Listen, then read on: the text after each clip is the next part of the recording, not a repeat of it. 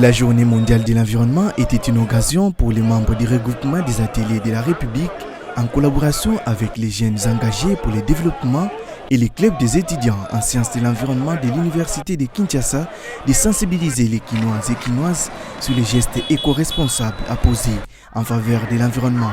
Cette responsabilité de bien gérer son déchet constitue une décision qui vise non seulement à rendre sain l'environnement, mais aussi à matérialiser la vision du gouverneur de la ville de Kinshasa qui vise à redorer les blassons ternis de la capitale congolaise. Cette activité de ramassage des bouteilles en plastique est partie sur la place des artistes sur Rond-Point-Victoire jusqu'à l'enceinte du jardin botanique de Kinshasa le samedi 4 juin.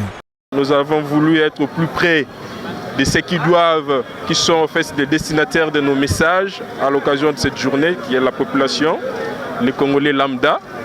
Et donc, nous avons voulu véhiculer ce message qui consiste à préserver et à conserver notre environnement sain, non seulement pour les générations présentes, mais aussi pour les générations futures, ce qui rentre dans le cadre du développement durable. Donc, nous avons voulu poser un geste qui soit compréhensible par cette population, en organisant une marche de santé qui est déjà des concepts familiers pour la population congolaise en général et les Kinoises et les Kinois en particulier. Les changements des comportements qu'impose cette responsabilité consacrent les principes fondamentaux de l'unité vitale, à savoir les principes d'agir localement et penser globalement. Les organisateurs ont voulu par ces gestes inciter la population à bannir les comportements qui consistent à rejeter les bouteilles en plastique et déchets de tout genre sur les riz et caniveaux.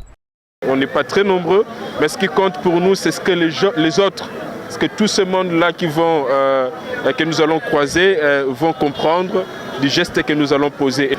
Et nous interpellons les responsabilités des uns et des autres pour un environnement propice au développement humain durable, pour un environnement sain, pour un environnement qui puisse permettre à tous et à chacun de jouir comme il faut de la vie humaine, mais aussi de ne pas seulement jouir pour eux, mais aussi préparer la jouissance des générations à venir, si je peux dire ça.